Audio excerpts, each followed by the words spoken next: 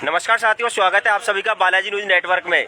साथियों, हम पहुंचे हैं करौली जिले के उपखंड मुख्यालय सपोटरा के उपखंड कार्यालय पर, जहां पर आप देख पा रहे होंगे यहां पर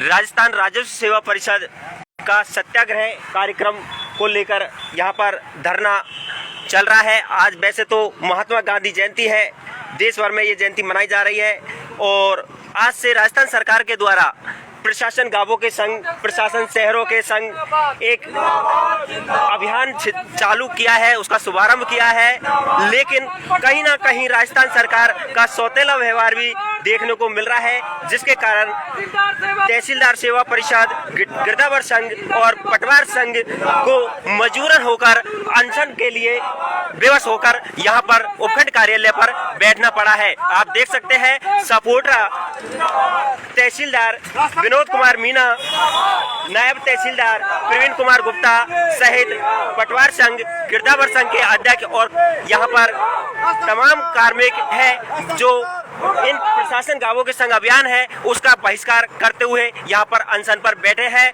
हम जानेंगे, यहाँ तहसीलदार जी से जानूंगा मैं सबसे पहले कि वो कौन कौन सी प्रमुख मांगे हैं जिसको लेकर आप यहाँ पर धरने पर बैठे हो, आपका आमरण अनशन शुरू किया है। सर, सबसे पहले आपका स्वागत है। कौन सी प्रमुख मांगे हैं जिनको लेकर आपको मजबूरन यहाँ पर आज धरने पर बैठना पड़ा है? ये बिल्कुल अभी 29 तारीख को हमने रेवेन्यू बोर्ड का भी घेराव किया था। उस समय भी हमने 7 सूत्री मांगे रखी थी, जैसे मुख्य रूप से एक वेतन विसंगति है हमारे पटवारियों के, गिरदावर संघ के। दूसरा, हमारे पदोन्नति का एक बड़ा प्रकरण चल रहा है। हमारे कई साथी जो गिरदावर से नायब तहसीलदार प्रमोशन होना है उसकी रेट लगी हुई है, उसका कोई समाधान नहीं निकला। उसके बाद जो नायब तहसीलदार के पद है वो 100% प्रमोशन से भरे जाने चाहिए, उसके ऊपर भी अभी तक कोई समाधान नहीं हुआ है। उसको लेके भी हमारी मांगे है। नायब तहसीलदार के पद को गजेस्टेड किया जाना चाहिए, उसके पे ग्रेड 4800 की जानी चाहिए। इस तरह की हमारे 7 सूत्री मांगे हैं जो राज्य सरकार ने आधे दिनांत तक नहीं मांगी है। 2018 से लगातार हमारे कार्मिक आंदोलन करते आ रहे हैं, उनको सिवाय आश्वासन के कुछ नहीं मिलता है। अतः इस बार हमें उठाना है, जब तक आप हमें पूर्ण रूप से ये एश्योर नहीं कर दोगे और आदेश पारित नहीं कर दोगे कि हमारे मांगे मान ली जाती हैं, तब तक हम आमरण अनशन पे रहेंगे, सत्याग्रह पे रहेंगे और गांधी जी की जो नीतियाँ उनका अनुसरण करेंगे और कैंपों का पूर्ण रूप से बहिष्कार करेंगे। जैसा कि आप देख रहे हो, कैंप में बिल्कुल शामिल नहीं हो। तो यहाँ पर आप सुन रहे थे तहसीलदार जी है विनोद कुमार मीना जी। साफ शब्दों में कहना है, हमारी जो 7 सूत्रीय मांगे हैं पिछले 2018 से हम इन मांगों को लगातार करते आ रहे हैं, मांग करते आ रहे हैं, संघर्ष है हमारा। लेकिन सरकार के द्वारा कहीं ना कहीं एक सौतेला व्यवहार जो किया जा रहा है वो हम कभी बर्दाश्त नहीं कर सकते। और यहाँ पर नायब तहसीलदार जी है, वो यहाँ पर बैठे हुए हैं, उनकी भी तबीयत यहाँ पर खराब हो गई थी, लेकिन अभी तक यहाँ पर कोई डॉक्टरों की टीम भी यहाँ पर नहीं पहुँची है। और जैसा कि यहाँ पर आज कार्मिक अनशन को लेकर 5 साथी इनके भूख हड़ताल पर भी बैठे हैं। मैं आपको बता देता हूँ जानकारी के लिए, खुद तहसीलदार जी विनोद कुमार मीना जी यहाँ पर भूख हड़ताल पर है, तो वहीं ऑफिस कानून को मौजी राम जी यहाँ पर भूख हड़ताल पर बैठे हुए हैं। बदन सिंह जी हैं जो अतिरिक्त ऑफिस कानून को है, वो यहाँ पर भूख हड़ताल पर है।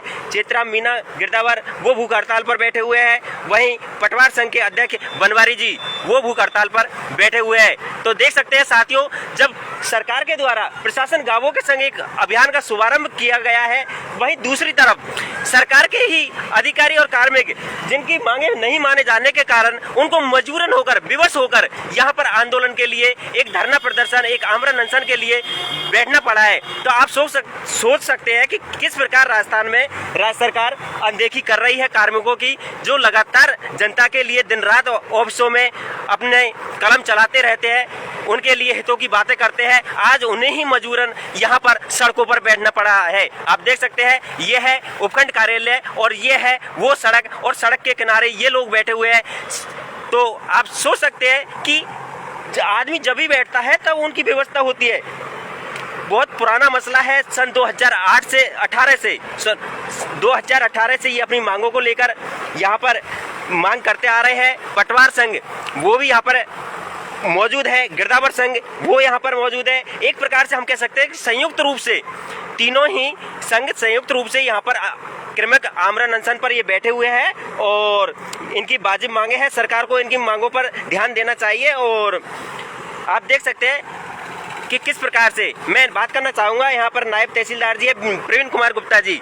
सर, सबसे पहले आपका स्वागत है। क्या प्रमुख मांगे हैं आपकी, क्यों आपको बेबस होकर यहाँ पर धरने पर बैठना पड़ा है, जबकि एक और राज्य सरकार आज से शुभारंभ कर रही है प्रशासन गांवों के संग अभियान का। सही होना उन्हें कारण बोलनी पड़ेगी। बात यह है कि राष्ट्र कर्मियों के द्वारा राष्ट्र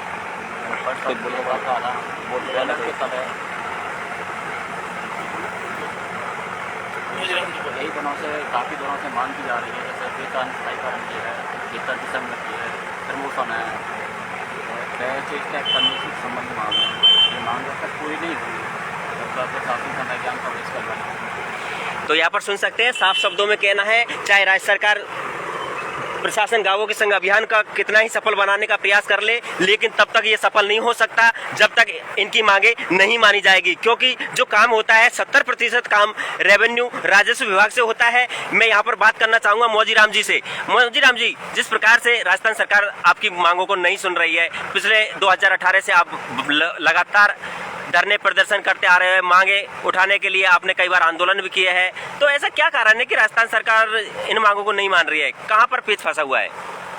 ये राज्य सरकार को पता है इस मामले में क्यों हमारी मांगों को नहीं मान रही है, लेकिन हमें मजबूरन होकर इस कदम को उठाना पड़ा है। इसके लिए हम इस तक पहुंचने नहीं चाह रहे थे, लेकिन राज्य सरकार ने हमको मजबूर कर दिया, इसलिए हमको यहाँ सड़क पर आंदोलन के लिए बैठना पड़ा है। और जब जो जनता की भलाई सोच रही है सरकार, और एक तरफ से कर्मचारियों का बुरा सोच रही है हमारे रेवेन्यू का, इसलिए हमारी सरकार से यही मांग है, जब तक हमारी इन मांगों को नहीं मानेगी और सरकार का भला नहीं हो सकता, क्योंकि हमसे 90% काम है हमारा, इसलिए अभियान सफल हो सकता है सरकार। जब तक रेवेन्यू को नहीं लेगी सरकार साथ में, जब तक उसका कोई औचित्य नहीं है, इससे सरकार कोई लाभ नहीं ले सकती, जब तक पब्लिक इसका कोई फायदा नहीं उठा सकी, जब तक हमारे रेवेन्यू का सहयोग नहीं लेगी सरकार का। मौजीराम जी, जिस प्रकार से सरपंच भी लंबे समय से एक हड़ताल कर रहे थे, आंदोलन कर रहे थे, इधर ग्राम विकास अधिकारी भी अपनी मांगों को उठा रहे थे, उनकी मांगे कल मान ली गई, तो क्या लगता है आपको जल्दी मांगे मान ली जाएगी? हाँ, हमें विश्वास है कि सरकार हमारी मांगों को जल्दी स्वीकार करेगी और हमें आश्वस्त करेगी या लिखित में समझौता देगी, तो हम आंदोलन खत्म कर देंगे।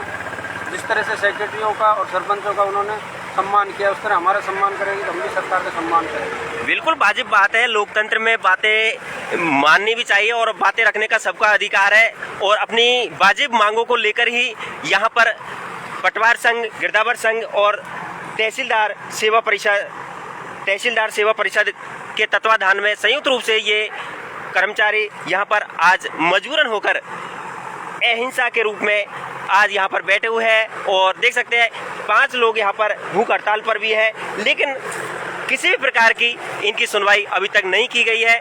और मैं एक बार फिर से जानना चाहूँगा तहसीलदार जी से, सर ये आंदोलन आगे कब तक चलता रहेगा और आगे क्या रणनीति रहेगी आपकी? देखिए, इसका जो समय है वो 2 अक्टूबर से है, क्योंकि गवर्नमेंट एक तरफ जहाँ देश और पूरे राज्य में ये अनाउंस कर चुकी है कि हम प्रशासन गाँव के संग एवं प्रशासन शहरों के संग अभियान चलाएंगे, लोगों को सरकार गाँव में पहुँचाकर फायदा देंगे, दूसरी तरफ हमारी मांगों को ना मानकर उसको नज़रअंदाज कर दिया गया, हमारे साथ सौतेला व्यवहार किया गया। आपने पंचायती राज की सारी मांगें मानकर उनको आश्वस्त कर दिया, उनके आदेश जारी करवा दिए, वहीं हम उनसे पहले से बैठे हुए थे, हमारी मांगें जायज़ थी, जेन्युइन थी, फिर भी आपने नहीं माना गया।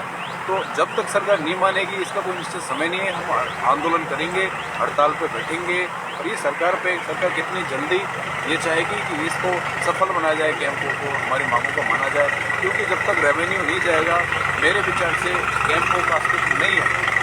कैंपों में जो अधिकतर जो लोग आ रहे हैं वो ग्रामीण हैं, काश्तकार हैं, उनके 70% काम सीधे पटवारी से, कानूनगो से और तहसीलदार जी से पड़ते हैं, चाहे उनका मूल निवास हो, जाति हो, कोई सीमा ज्ञान हो, कोई पट्टा लेना हो, या उनको जमाबंदी, नकल, 136 दावे, शुद्धि, नामांतरण, जो भी काम है सारा रेवेन्यू का है। तो मेरे विचार से सरकार को जल्दी इस पर विचार करना चाहिए और अभियान को सफल बनाना चाहिए।